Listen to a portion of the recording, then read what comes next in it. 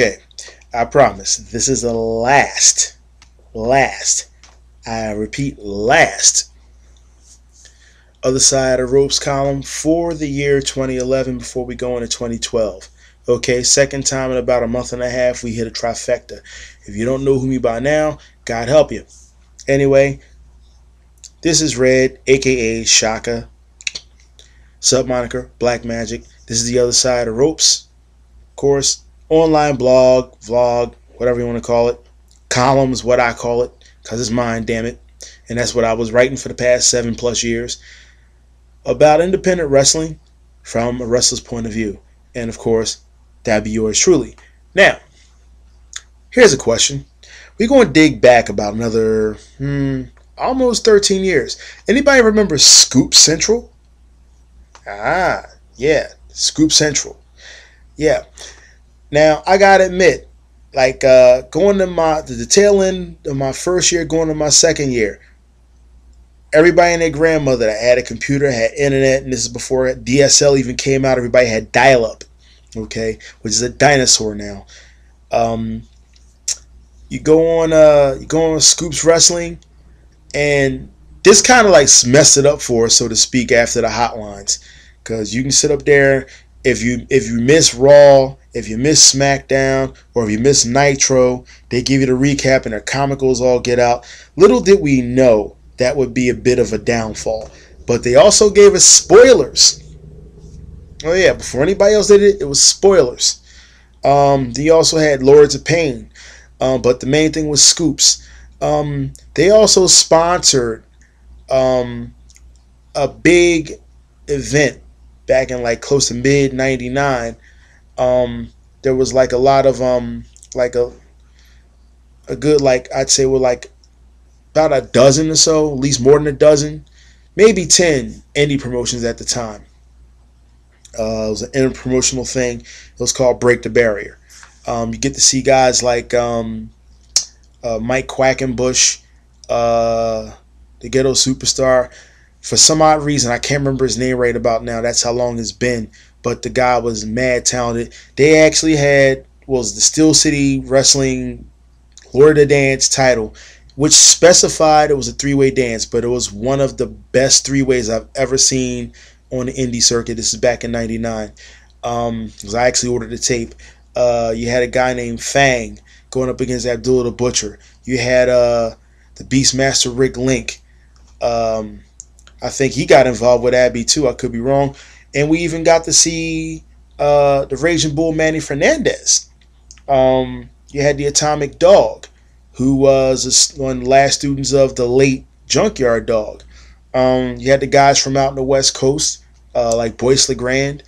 You had down from Florida, Phi Kappa U. You might not hear these guys' names anymore. I mean, but like I said, Scoop Central had it all. And then there was Woo Wrestling. I mean, if you wanted to try and get bookings and stuff like that, you find out through these guys. And you get like you had a lot of top talent from off of there too, like Judas Young, Reckless Youth. Like I said, a lot of names about 12 years ago you probably may not hear again, but these are guys you would probably see that made the 500 back then, back when it meant something. Just thought I'd throw it in there, but giving you now another idea of how I tick. Sorry, and yes, this is water. Sounds familiar. Backtrack that about 2 columns back. Anyway, if you think about it, I equate what's going on or what's been going on in wrestling to say, I don't know, hip hop. No, not the stuff you hear now. Take it back maybe almost 20 years. Now I'm gonna quote KRS-One. If anybody remembers the Sex and Violence CD from 1992, this is a B-side. I'm going to quote him. Rap is rebellious music, and therefore only the rebels should use it. But it gets abused. What's this got to do with what we do? Come on, man. We're rebels. The minute anything goes mainstream and I quoted Joachim Hansen on this one, as in Hellboy Hansen, MMA, because people asked him why he didn't want to get signed by UFC, and he said it best. Only dead fish go with the stream. There's no point if it goes mainstream, because after that it's going to go to hell. And there's a lot of guys, a lot of people in the indie ranks that turn around and use mainstream as a template. Big, big mistake. I understand this is what was your motivation of breaking in. But once you get on the other side and you get underneath those ropes and you find out what it's like, the whole mood changes.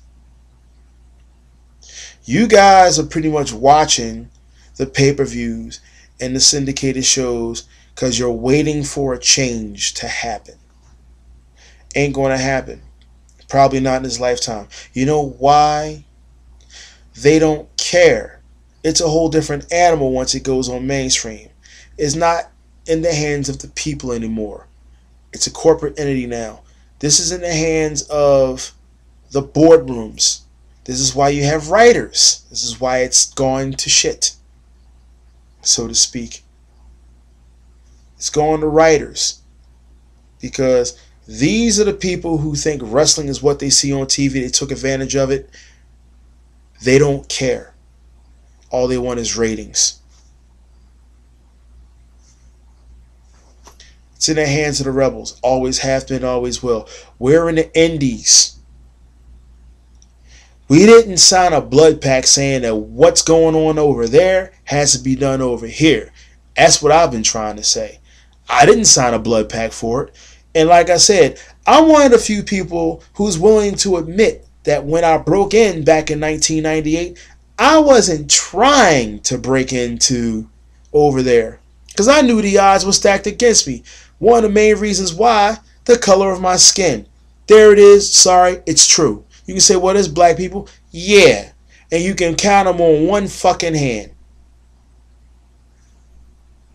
Sorry. I don't meet the height requirements. I'll admit, legitimately, I'm about 5'8", 5'9", somewhere there in between. I'll be damned if I sit up there and break the bank trying to sit up there and juice up and take growth hormones and all that good stuff. There's been too many people I've grown up watching, even in ECW. Half that roster, the people I turn around and watch from 95 to 98 are dead due to those demands. And part of that had to do with the manipulation of promoters before and during that time, and they didn't even make it to mainstream. Because ours is a very, very bizarre culture. Quite bizarre. Nobody outside is going to understand it. Everybody still makes a big stink about Benoit. Listen, right now at this particular point, what happened in that man's mind is between him and God. And he's been pushing up daisies for the last few years. You want to sit up there and judge him, go right on ahead. But I think it's a little bit too late and it's out of your hands. Just saying. But there's another part of nature of the beast. Now, the hip-hop correlation. Alright. A lot of people going to think I'm old and antiquated. Screw you. I don't care. Like I said, it's no secret. I'm 40 years old. I grew up listening to rap when it was rap before it went corporate, because now corporate rap has made its shit. It did that back in 1992, which set off the outrage by the late C. Dolores Tucker when they started to capitalize on gangster rap. But that's not the stuff I grew up on. I grew up on who? You know, Sugar Hill Gang, Grandmaster Flash, and Furious 5. And that's when I was like 8 or 9 or 10. Super Rhymes, the Bubble Bunch. Now if you want to go up ahead, I can do that too. I mean, you had the 5 Percenters. If you don't know who those guys are, 5% Nation of Islam, look it up. Okay, you had Eric B. and Rakim, King's Son. You had Poor Righteous Teachers, Wu-Tang Clan. Yeah, there were 5%ers too, and that was in 92 to 93. Now, if you want to back up to the 80s again, KRS-One. Well, you had 6 years and a couple albums under your belt like that. That's longevity, because people thought that hip hop was going to play out before the 80s was over. They were so wrong.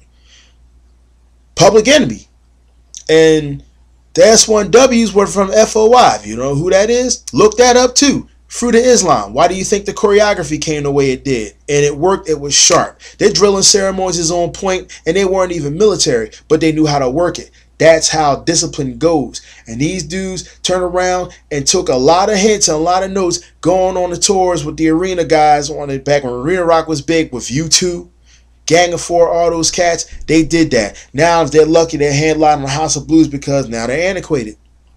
This right here, come on.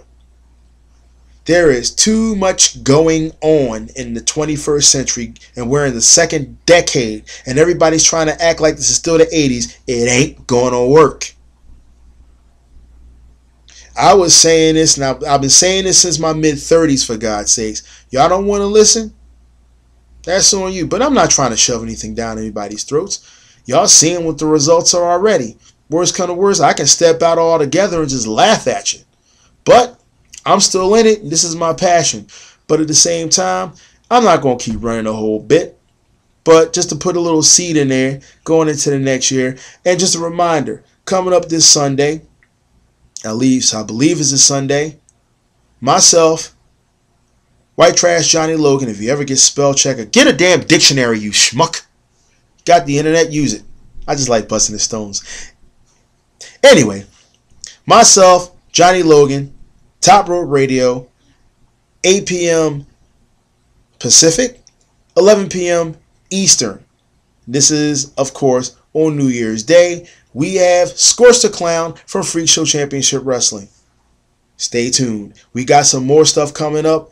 And the next couple of guests coming in for the new year in 2011. I'm not going to say what the next one is, but let's just say it's quite international and quite controversial. He's been a guest of mine. That's more than I have to say right off the bat. If you guys haven't been paying attention, God help you. Past the 12-minute limit. And on this particular note, incense. Happy New Year. I'll see you guys in 2012. Peace.